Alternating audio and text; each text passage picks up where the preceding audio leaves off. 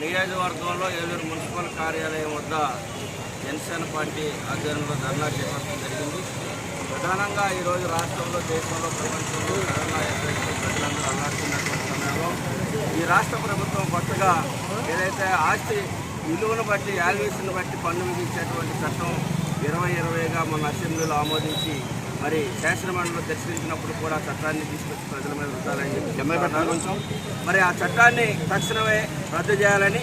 ఎందుకంటే ఆస్తి విలువను బట్టి ఒక్కొక్క ఇంటికి 20,000, 30,000, 50,000, 1,00,000, 2 లక్షల రూపాయలు పన్నులు కట్టేటువంటి పరిస్థితి ప్రతి ఒక్కరికి కూడా వస్తుంది.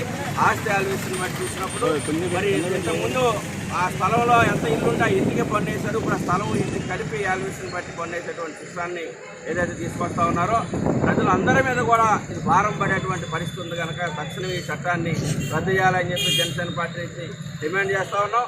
మరి ప్రపంచం అంతా ఒక రోజుని